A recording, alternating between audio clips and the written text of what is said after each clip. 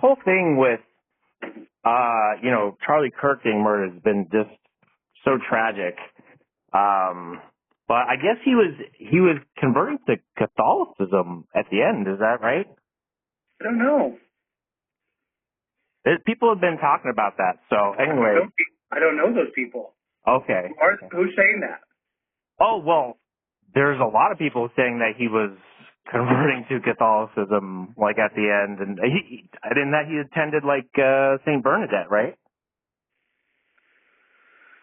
Yeah, he would come here for Mass on occasion, but I don't know anything about any converting to Catholicism. I mean, that's news to me.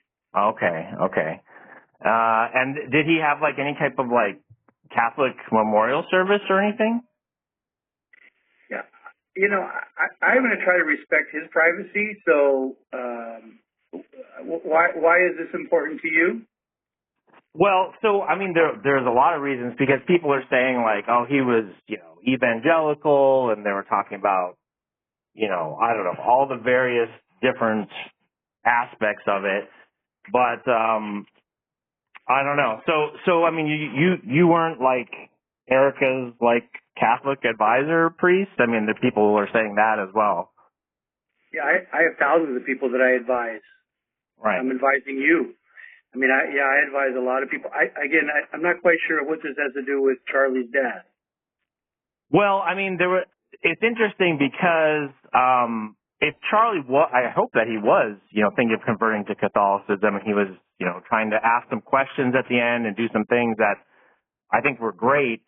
And then it just seemed like, I don't know, a lot of things changed after his death, and even with, I mean, I don't know Erica personally. I know people that know her, and, I know a lot of people that are in like the organization TPUSA, and it seems like they went like a different way after Charlie's death also. I don't know. There's a lot of talk about that, but I don't know anything about the organization.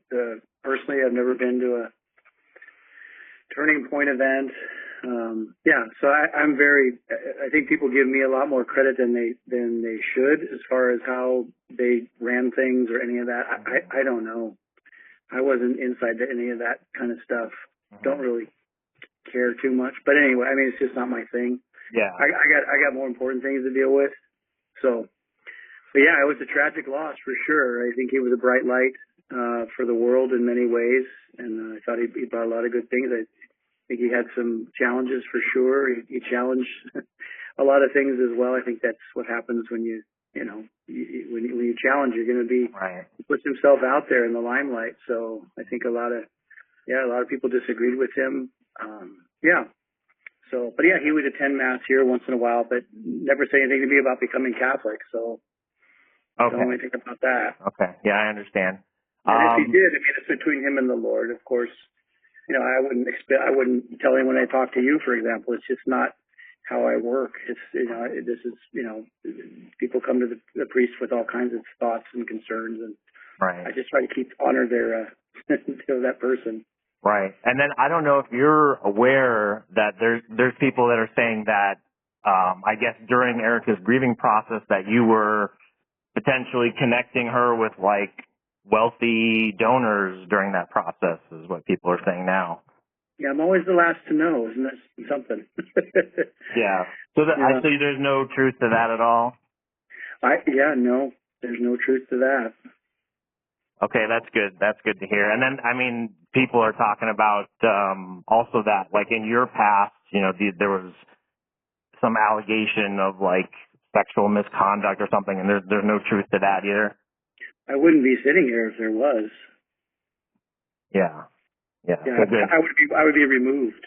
The church right now, they're hypersensitive of that. Right. Any kind of improprieties, so sexual or otherwise. So yeah, they would remove me if there was any truth to that. Right. Does that make sense? Do you understand that? Yeah, I understand that. Okay. Yeah. I mean, the bishops are all over that now because of scandals in the past, right? So they're very much watching that. So if there is any truth to any of that, I would be removed. Otherwise, you're accusing the entire church of hiding something. Right. Yeah. Obviously, there was scandals in the past about that, so they're very sensitive to that. So they are. So they would remove me if there was any improprieties. just so you know. So I think you see what I'm saying here. Right. Yeah, if I had anything in my past, it would have been revealed by much bigger authorities than anyone you're hearing it from. Yeah. Yeah, no, I understand. And I hope, that, I don't know, there's a plan for Erica's kids that, they're going to be, staying close to the Lord and attending Mass. So hopefully that's being taken care of. No one would love for them to attend Mass more than me and Erica, I'm sure. But the problem with that is there are people who keep snapping shots and wanting to interview and won't leave them alone. So that's the danger. Taking shots and interviewing the 1- and 3-year-old kids? Wanting to interview Erica and taking pictures of the kids and not leaving them alone. There's no privacy. There's no respect for them to just walk out to go to Mass, for example. You can understand that, right? Yeah, I mean, I can understand how if that was a problem. I mean, I wasn't there when supposedly that happened. So, I mean, that you witnessed that happening, that there was photographers taking pictures of her in Mass? Yeah, it's pretty well documented. Yeah. Okay. Yeah, it's out there. Yeah, it's out there in the World Wide Web. People out there writing stories that, Erica, where she sits and who's with her, and it's out there in the World Wide Web. You can look it up. Yeah. It's unfortunate you just can't go to Mass anymore, Well, yeah, I mean, that happened during COVID, it was the same thing. And some people kept going, and anyway, so. Well, she's on a global stage now, though. That's different. So, and she has threats on her life, I'm sure, and as do the kids. So, that could be a dangerous situation. So you just can't, you have to be, prudent about that, correct? I suppose, yeah. I mean, there's so she does have actual death threats on her from where? I have no idea. Yeah.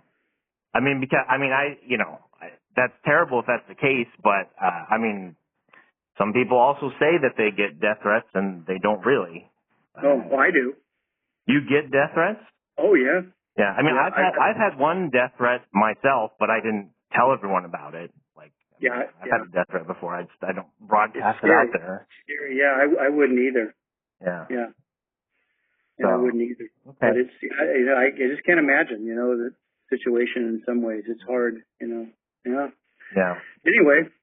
Well, I thank you for the call, and, I appreciate answering the questions and everything. So hopefully, God's truth is going to continue, and people will come more and more to the church. And, I'm particularly concerned about, some of these, false prophets, and there's some of these mega church, pastors and priests, and what they're preaching is heretical to church doctrine. You ever been to one of my masses, Brian? Yeah, I have. Yeah, I have. Yeah, nothing heretical, right? No.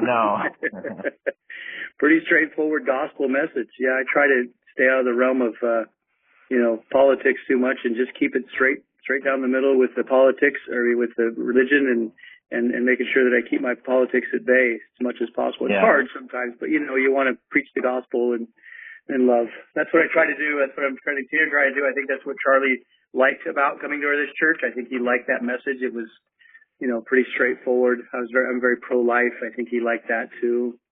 So, yeah, I would caution you with, all the things that you're hearing out there. I hear all kinds of stuff, and then I know that some of them are just flat out lies, and it's just meant to defame me or this parish. And if I try to refute that, then they say that I'm defensive. If I don't refute it, they say I'm hiding something. So I can't really win here, can I, Brian? I mean, it's just I think the truth always wins. I do think so too. That is right, and the truth will come out. Yeah. I'm looking forward to that day. Yeah, I appreciate it. Well, thank you very much, and again, thank you for the call, and God bless. Have a good rest of the day. God bless you. Thank you. Bye-bye.